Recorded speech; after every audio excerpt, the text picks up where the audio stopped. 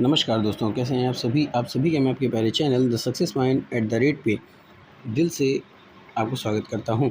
जी हाँ दोस्तों, जैसा कि आप जानते हैं कि द सक्सेस माइंड @ एजुकेशन का एक ऐसा प्लेटफॉर्म है जहां से आप हर रोज़ कुछ ना कुछ शानदार महत्वपूर्ण प्रश्नों को प्राप्त करते हैं।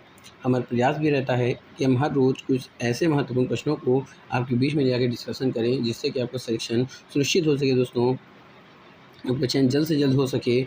और हम हर दिन ऐसे ही प्रयास करते रहेंगे दोस्तों। बस छोटी सी आपसे गुजारिश है दोस्तों कि अपना प्यार, अपना सपोर्ट दीजिए चैनल को दोस्तों। फटाफट से वीडियो को शेयर कर दीजिए, लाइक कर दीजिए। वीडियो आपको कैसी लगती है कमेंट में ज़रूर बताएं। अगर आपने अभी तक चैनल को सब्सक्राइब नहीं किया है तो चैनल को सब्सक्राइब कर दीजिए, बेल आइकन ऑन कर दीजिए ताकि वीडियो की अपडेट आप लोगों को मिलती रहे। है दोस्तों, अगर आप ऑनलाइन प्रश्नों को देखना चाहते हैं या किसी MCQ क्वेश्चन पे अध्ययन करना चाहते हैं तो आप प्लेलिस्ट में जाकर के देख सकते हैं। आपकी सुविधा के लिए हर सब्जेक्ट की अलग प्लेलिस्ट बनाई गई है। सामान्य हिंदी भी हमारा डिस्कशन चल रहा है और सामान्य हिंदी के अंतर्गत एक बहुत ही महत्वपूर्ण टॉपिक होता है लेखक एवं उनकी रचनाएं, या कह लीजिए रचना एवं रचनाकार। तो आइए देखते हैं सामान्य हिंदी के अंतर्गत जो टॉपिक होता है रचना एवं रचनाकार, उससे संबंधित कौन से महत्वपूर्ण प्रश्नों को रखा गया है। तो आज का पहला प्रश्न है दोस्तों, शिव शंभू के चिट्ठे के लेखक हैं। क्या प्रश्न है? शिव शंभू के चिट्ठे के लेखक हैं। ए विकल्प है श्याम सुंदर दास, बी विकल्प है बाल मुकुंद गुप्त, सी विकल्प है हजारी प्रसाद द्विवेदी और डी विकल्प है मुंशी सदासुख लाल। शिव शंभू के चिट्ठे के लेखक कौन हैं? श्याम सुंदर दास, बाल मुकुंद गुप्त, हजारी प्रसाद द्विवेदी, मुंशी सदासुख लाल।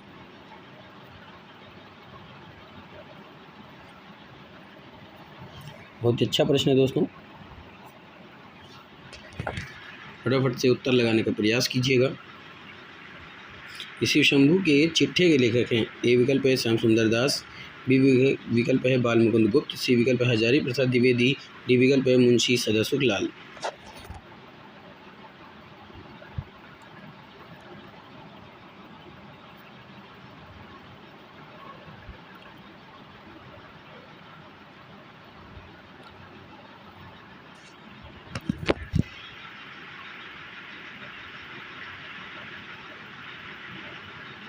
दोस्तों, शिव शंभू के चिट्ठे के लेखक कौन हैं? शिव शंभू चिट्ठे के लेखक हैं दोस्तों बाल मुकुंद गुप्त। कौन है? बाल मुकुंद गुप्त। याद रखिएगा, शिव शंभू के लेखक कौन हैं? बाल मुकुंद गुप्त। यानी कि बी विकल्प क्या हो जाएगा दोस्तों? सही हो जाएगा। तो B is the right answer for this question. दोस्तों, अगले प्रश्न की तरफ चलते हैं। अगला प्रश्न है, कवियों की उर्मिला विषयक उदासीनता निबंध के लेखक कौन है? प्रश्न बहुत ही अच्छा है। कवियों की उर्मिला विषयक उदासीनता इस निबंध के लेखक कौन है? ए विकल्प है हजारी प्रसाद द्विवेदी, बी विकल्प बालकृष्ण भट्ट, सी विकल्प है महावीर प्रसाद द्विवेदी और डी विकल्प है भारतेंदु हरिश्चंद्र। कवियों की उर्मिला विषयक उदासीनता निबंध के लेखक कौन हैं? आपके विकल्प हैं हजारी प्रसाद द्विवेदी, बालकृष्ण भट्ट, महावीर प्रसाद द्विवेदी, भारतेंदु हरिश्चंद्र।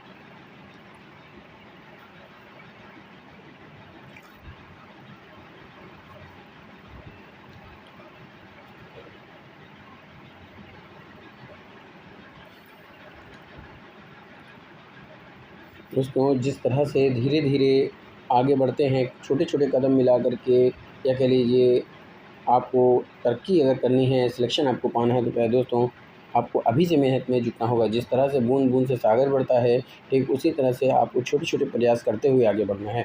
क्या दोस्तों, कोई चीज़ तुरंत हासिल नहीं हो जाती, हर चीज़ समय मांगती है। जितना आप किसी पे समय देंगे, जितनी लगन और जितनी मेहनत के साथ आप उस चीज़ के पीछे समय देंगे दोस्तों, आप यकीन मानिए वो चीज़ आपको ज़रूर मिलेगी। बस आपके अंदर लगन और जुनून होना चाहिए। कवियों की उर्मिला विषयक उदासीनता निबंध के लेखक कौन हैं? विकल्प हजारी प्रसाद द्विवेदी, बालकृष्ण भट्ट, महावीर प्रसाद द्विवेदी, भारतेंदु हरिश्चंद्र। प्यारे दोस्तों, कवियों की उर्मिला विषयक उदासीनता निबंध के लेखक हैं महावीर प्रसाद द्विवेदी। कौन है दोस्तों? महावीर प्रसाद द्विवेदी हैं, याद रखिएगा। कवियों की उर्मिला विषयक उदासीनता निबंध के लेखक कौन है? महावीर प्रसाद द्विवेदी। तो सी विकल्प सही हो जाएगा। तो C is the right answer for this question. दोस्तों, आगे चलते हैं। अगला प्रश्न है, अधिकार सुख कितना मादक किंतु सारहीन है, पंक्ति प्रसाद के किस नाटक से है? बात समझिए दोस्तों, अधिकार सुख कितना मादक किंतु सारहीन है, पंक्ति प्रसाद के किस नाटक से है? तो ए विकल्प है ध्रुव स्वामिनी, बी विकल्प है अजातशत्रु, सी विकल्प है चंद्रगुप्त और डी विकल्प है स्कंदगुप्त। दोस्तों फटाफट से उत्तर दीजिए कि अधिकार सूत्र कितना मादक किंतु सारहीन है इस पंक्ति में प्रसाद के किस नाटक से है? ये जो पंक्ति है प्रसाद के किस नाटक से है उसका नाम बताना है आपको। फटाफट से विकल्प के आधार पर उत्तर दीजिए।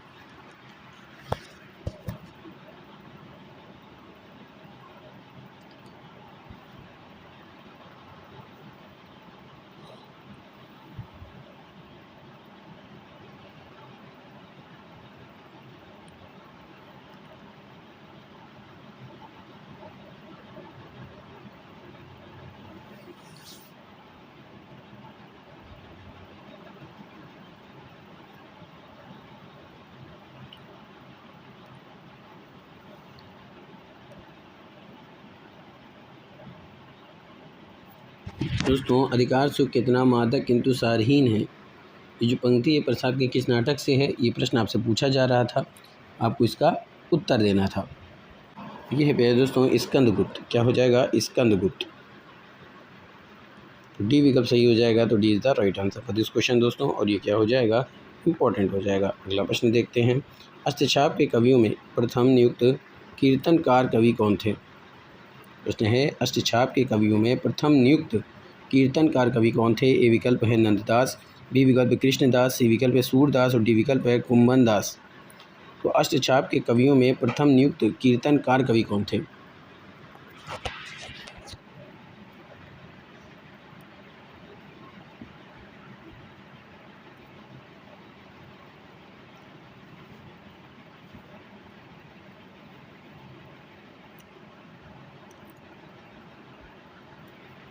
दोस्तों अष्टछाप के कवियों में प्रथम नियुक्त कीर्तनकार कवि कौन थे, ये आपसे प्रश्न पूछा जा रहा है। तो याद रखिएगा अष्टछाप के कवियों में प्रथम नियुक्त कीर्तनकार कवि जो थे वो थे सूरदास। कौन थे दोस्तों? सूरदास। तो आपका सी विकल्प क्या हो जाएगा? सही हो जाएगा। C is the right answer for this question. और ये क्या हो जाएगा दोस्तों? आपके लिए इंपॉर्टेंट हो जाएगा। आगे चलते हैं। अगला प्रश्न है बरवय रामायण किसकी रचना है?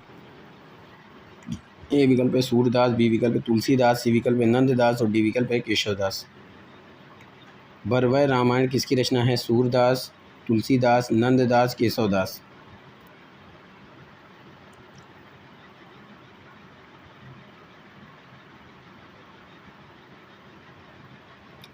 सूरदास, तुलसीदास, नंददास, केशवदास। बरवय रामायण किसकी रचना है?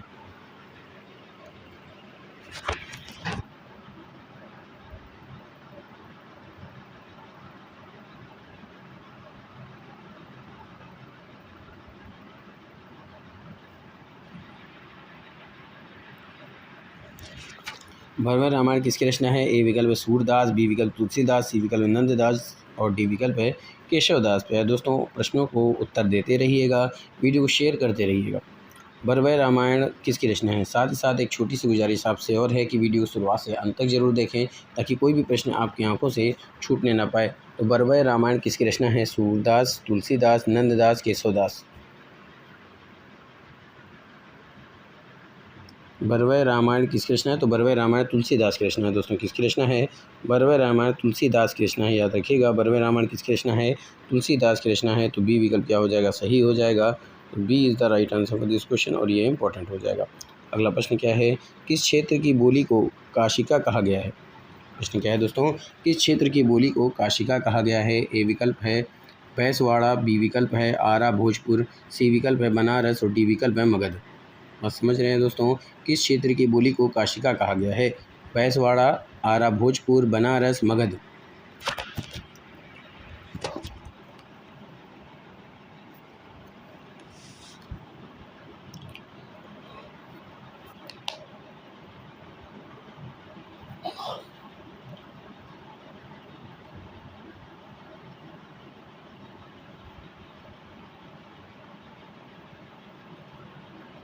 किस क्षेत्र की बोली को काशिका कहा गया है, ये आपका प्रश्न है।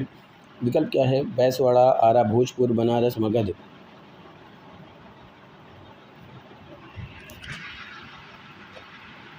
तो दोस्तों किस क्षेत्र की बोली काशिका कहा है? तो बनारस, यानी बनारस क्षेत्र ऐसा है कि यहाँ की बोली को क्या कहा गया है? काशिका कहा गया है। तो सी विकल्प क्या हो जाएगा, राइट हो जाएगा। तो C is the right answer for this question. और ये प्रश्न क्या हो जाएगा दोस्तों, इंपॉर्टेंट हो जाएगा। आगे देखते हैं। आपने इस प्रश्न का उत्तर क्या देखा दोस्तों कि किस क्षेत्र की बोली को काशिका कहा गया है, तो बनारस क्षेत्र को, यानी कि बनारस क्षेत्र की जो बोली है उसको काशिका कहा गया है। तो सी विकल्प क्या हो जाएगा, सही हो जाएगा। C is the right answer for this question. और ये इंपॉर्टेंट हो जाएगा। अगला प्रश्न क्या कह रहा है कि पशु पक्षियों पर लिखित महादेवी वर्मा का रेखांकित संकलन है। पशु पक्षियों पर लिखित महादेवी वर्मा का रेखांकित संकलन है। ए विकल्प है पथ के साथी, बी विकल्प है मेरा परिवार, सी विकल्प है स्मृति की रेखाएं और डी विकल्प है अतीत के चलचित्र। समझ रहे दोस्तों, पशु पक्षियों पर लिखित महादेवी वर्मा का रेखांकित संकलन क्या है। पथ के साथी, मेरा परिवार, स्मृति की रेखाएं और अतीत के चलचित्र।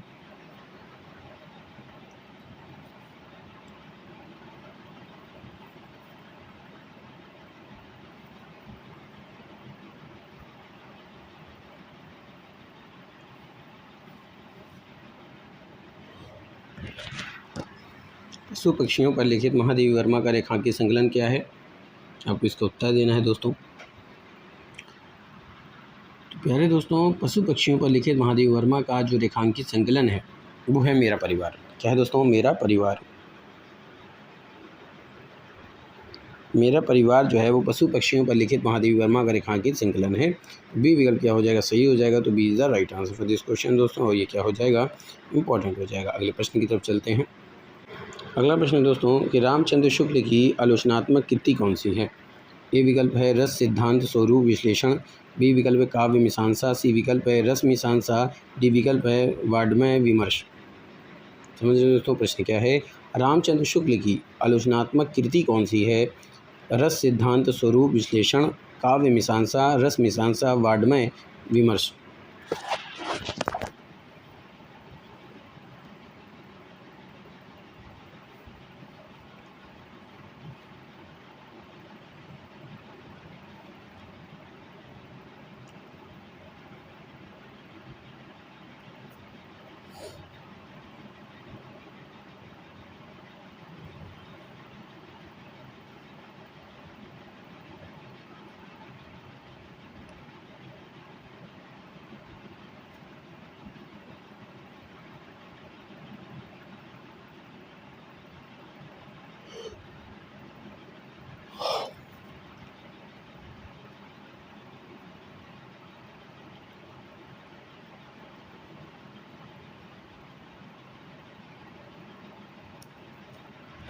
दोस्तों, रामचंद्र शुक्ल की आलोचनात्मक कृति कौन सी है। राम रस सिद्धांत स्वरूप विश्लेषण, काव्य मीमांसा, रस मीमांसा, वाड्मय विमर्श।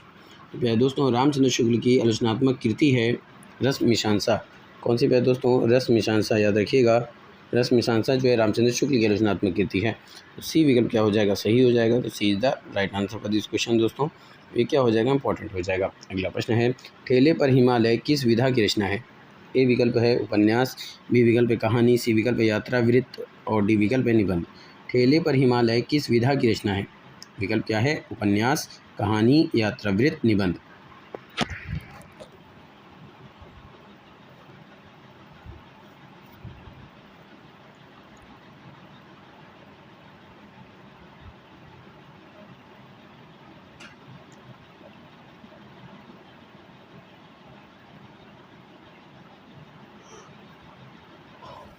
दोस्तों, ठेले पर हिमालय किस विधा की रचना है, तो ये है निबंध।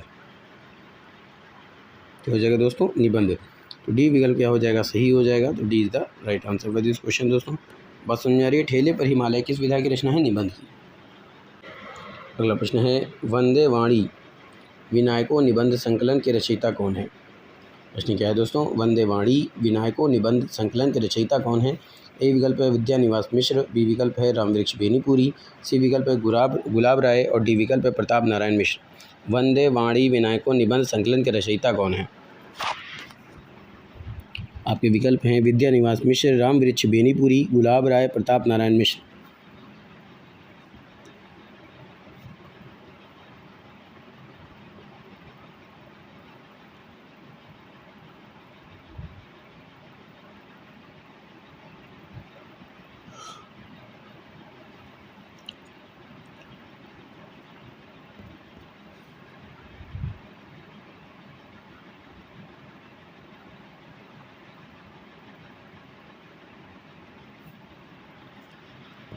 है दोस्तों वंदे वाणी विनायको निबंध संकलन के रचयिता आपसे पूछ रहा है।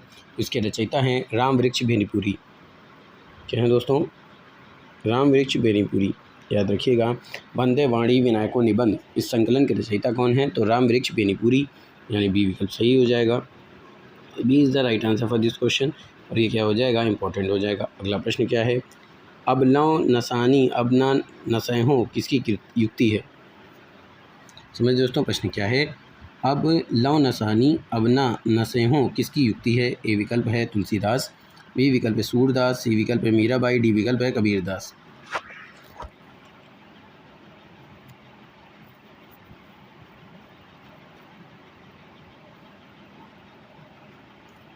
अब लौ नसानी अब ना नसैहों किसकी युक्ति है? तो ये युक्ति है प्यारे दोस्तों तुलसीदास की। किसकी युक्ति है? ये है युक्ति तुलसीदास की। तो ए विकल्प सही हो जाएगा। तो A is the right answer for this question दोस्तों, और ये प्रश्न इंपॉर्टेंट होगा। अगले प्रश्न की तरफ चलते हैं। तो यहाँ से आपने प्रश्न को क्या देखा? अब लौ नसानी अब ना नसैहों किसकी युक्ति है? तो ये तुलसीदास की युक्ति है। ए विकल्प क्या हो जाएगा? सही हो जाएगा। तो A is the right answer for this question दोस्तों, ये इंपॉर्टेंट है। अगला प्रश्न क्या है? राहुल वेल किसकी रचना है? ये राहुल वेल किसकी रचना है दोस्तों? ए विकल्प है चंद्रबरदाई, बी विकल्प है गंड कवि, बी विकल्प है दामोदर शर्मा, और डी विकल्प है स्वयंभू। विकल्प क्या है? चंद्रबरदाई, रोड कवि, दामोदर शर्मा, स्वयंभू। राहुल वेल किसकी रचना है?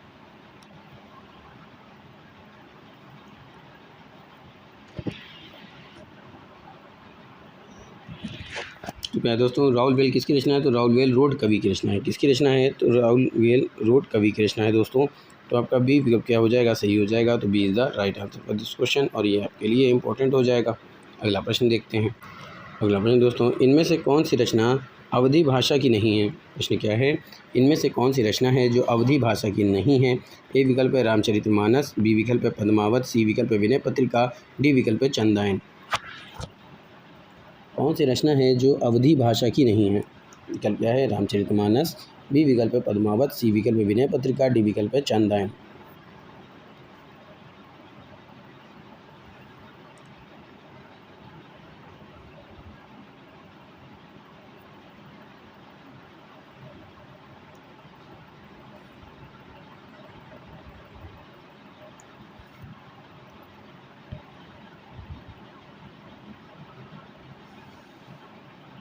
दोस्तों इनमें से कौन सी रचना है जो अवधी भाषा की नहीं है? ये आपसे प्रश्न पूछ रहा है। वह दोस्तों रामचरितमानस अवधी भाषा में है, पद्मावत अवधी भाषा में है, चंदायन अवधी भाषा में है, पर विनय पत्रिका की बात करें तो ये अवधी भाषा में नहीं है दोस्तों। विनय पत्रिका अवधी भाषा में नहीं लिखी है। तो C is the right answer for this question दोस्तों। ये क्या हो जाएगा? इंपॉर्टेंट हो जाएगा। कमेंट में बताइएगा विनय पत्रिका की भाषा कौन सी है? ए विकल्प है माफ़ कीजिएगा, अगला प्रश्न है, इनमें से कौन सा महाकाव्य नहीं है? ए विकल्प है साकेत, बी विकल्प है कामायनी, सी विकल्प है महाप्रस्थान, और डी विकल्प है प्रिय प्रवास। इनमें से कौन सा महाकाव्य नहीं है?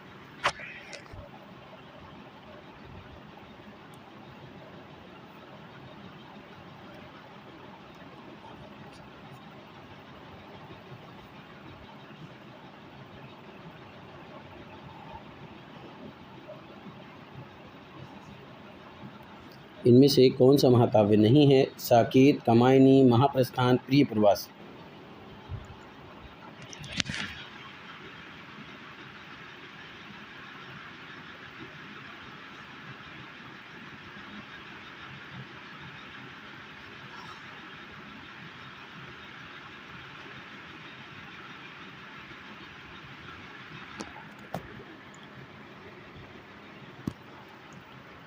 तो इनमें से कौन सा काव्य नहीं है दोस्तों?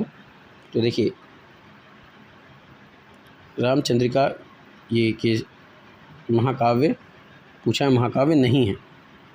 मेरे दोस्तों साकेत महाकाव्य है, कामायनी महाकाव्य है, प्रिय प्रवास महाकाव्य है, लेकिन महाप्रस्थान की बात करें तो महाप्रस्थान महाकाव्य नहीं है दोस्तों। सी विकल्प क्या हो जाएगा? सही हो जाएगा। तो C is the right answer for this question, और ये आपके लिए क्या हो जाएगा? इंपॉर्टेंट हो जाएगा। अगला प्रश्न है, इनमें से कौन सा कवि प्रगतिवादी है? ए विकल्प है केदारनाथ अग्रवाल, भवानी प्रसाद मिश्र, त्रिलोचन, शिवमंगल सिंह। इनमें से कौन सा कवि है जो प्रगतिवादी है? विकल्प क्या है? केदारनाथ अग्रवाल, भवानी प्रसाद मिश्र, त्रिलोचन और शिवमंगल सिंह।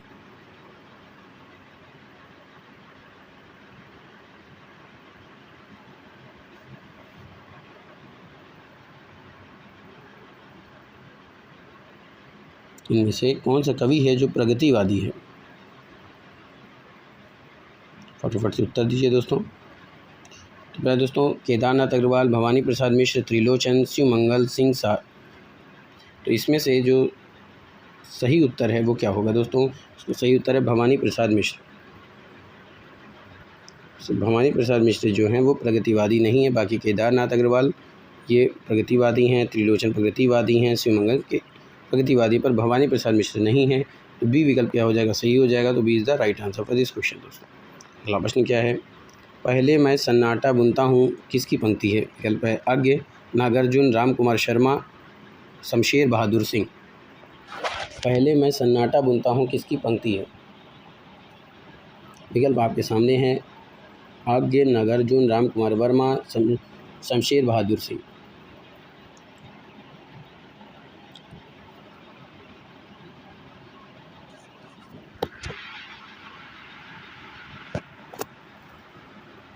तो भैया दोस्तों पहले मैं सन्नाटा बुनता हूँ ये पंक्ति है आज्ञ की। किसकी है? आज्ञ की कृति है, याद रखिएगा किसकी कृति है? आज्ञ की। तो ए विकल्प क्या हो जाएगा दोस्तों? तो सही हो जाएगा। तो A is the right answer for this question और ये क्या हो जाएगा आपके लिए? इम्पॉर्टेंट हो जाएगा। आगे चलते हैं। तो दोस्तों यहाँ से आपने क्या देखा कि पहले मैं सन्नाटा बुनता हूँ ये किसकी पंक्ति है? तो ये आगे की पंक्ति है, याद रखिएगा ये किसकी पंक्ति है? आगे की पंक्ति है। तो ए बिल्कुल सही हो जाएगा। तो A is the right answer for this question. अगला प्रश्न क्या है?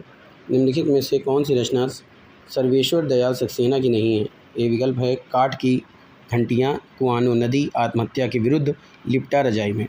निम्नलिखित में से कौन सी रचना है जो सर्वेश्वर दयाल सक्सेना की नहीं है? विकल्प है काठ की घंटियाँ, कुआनो नदी, आत्महत्या के विरुद्ध, लिपटा रजाई में।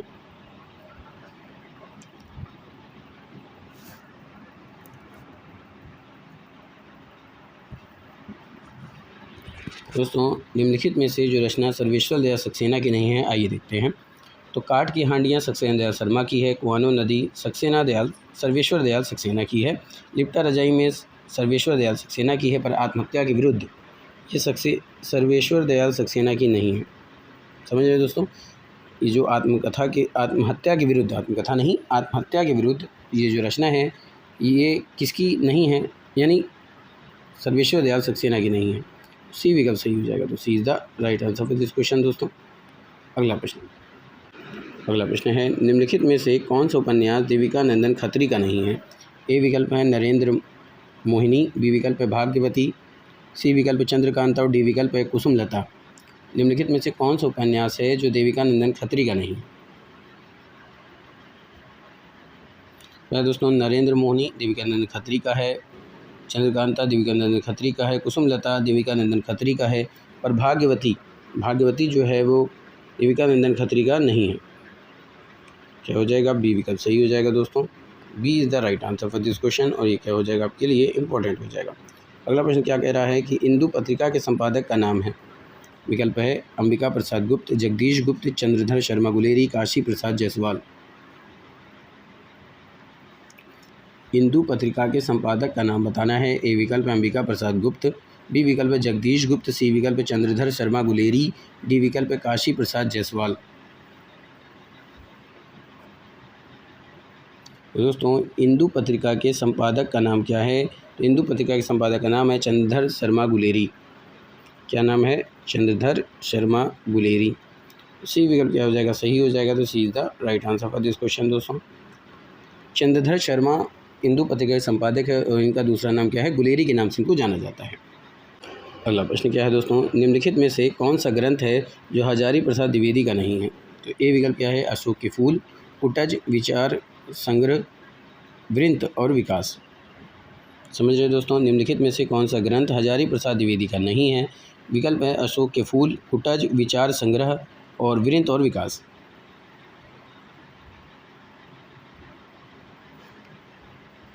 तो दोस्तों ग्रंथ जो हजारी प्रसाद द्विवेदी का नहीं है, आइए देखते हैं। अशोक के फूल हजारी प्रसाद द्विवेदी का है, कुटज हजारी प्रसाद द्विवेदी का है, विचार संग्रह हजारी प्रसाद द्विवेदी का है। ये तीनों क्या हैं? हजारी प्रसाद द्विवेदी का है दोस्तों, याद रखिएगा ये हजारी प्रसाद द्विवेदी का है। इसमें पूछना कौन सा नहीं है, तो यह है वृंत और विकास। डी विकल्प क्या हो जाएगा? सही हो जाएगा, तो D is the right answer for this question. और ये क्या हो जाएगा? इंपॉर्टेंट हो जाएगा। अगला प्रश्न क्या पूछ रहा है कि गोस्वामी तुलसीदास की रचना कवितावली किस भाषा की रचना है? यानी कि जो कवितावली है उसकी रचना किस भाषा में की गई है? अवधी भाषा में, ब्रज भाषा में, मैथिली में और बुंदेली में। गोस्वामी तुलसीदास की रचना कवितावली किस भाषा की रचना है? विकल्प है अवधी, ब्रजभाषा, मैथिली, बुंदेली।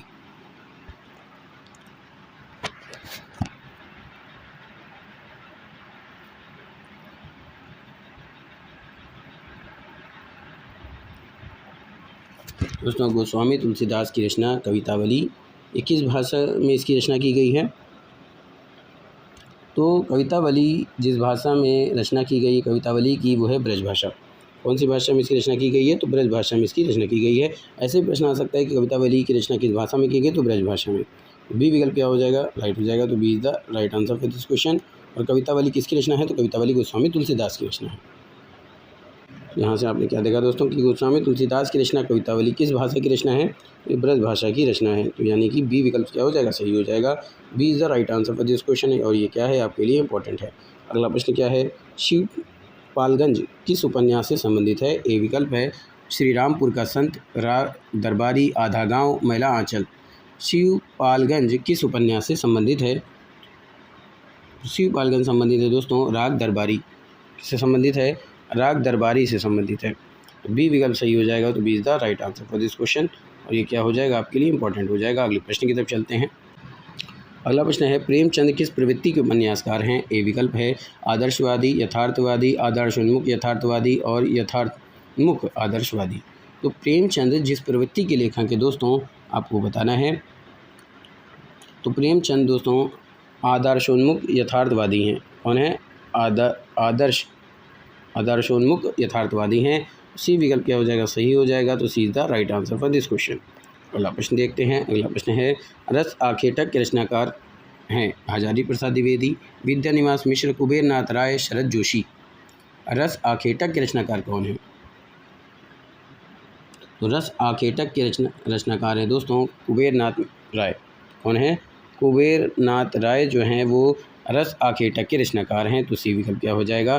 सही हो जाएगा, तो C is the right answer for this question. और ये इंपॉर्टेंट होगा। अगला प्रश्न देखते हैं। अगला प्रश्न दोस्तों निम्न में से कौन सा हरिवंश परसाई की रचना नहीं है? प्रश्न क्या है?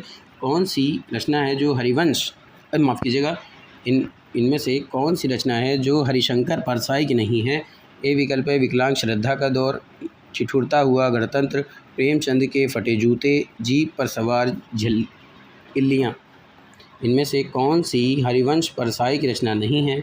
विकल्प है विकलांग श्रद्धा का दौर, ठिठुरता हुआ गणतंत्र, प्रेमचंद के फटे जूते, जीप पर सवार इल्लियाँ। इसका सही उत्तर क्या होगा दोस्तों?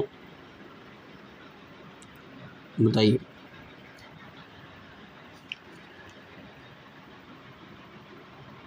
तो दोस्तों जो रचना हरिशंकर परसाई की नहीं है वो रचना का नाम क्या है? जीप पर सवार इल्लियाँ। जीप पर सवार इल्लियाँ जो है वो हरिवंश शंकर परसाई की नहीं है। ठीक है, क्या है? जीप पर सवार इल्लियाँ हरिशंकर परसाई की नहीं है। तो डी विकल्प क्या हो जाएगा? सही हो जाएगा, तो D is the right answer for this question दोस्तों। और बाकी के विकल्प ये सब तीनों क्या हैं? हरिशंकर परसाई की रचना है। आज के सेशन यहीं पर समाप्त करता हूँ दोस्तों। उम्मीद करता हूँ कि आज का सेशन भी आपको पसंद आएगा। इसी तरह से अपना प्यार, अपना सपोर्ट बनाए रहिए, क्योंकि हमने ठाना है सफलता आपको दिलाना है। पढ़ते रहिए, मेहनत करते रहिए। मेरी ईश्वर से प्रार्थना है कि आप सबका सिलेक्शन हो। फिर मिलेंगे इसी जुनून के साथ, इसी चैनल पर महत्वपूर्ण प्रश्नों के साथ। तब तक के लिए thank you, wish you all the best.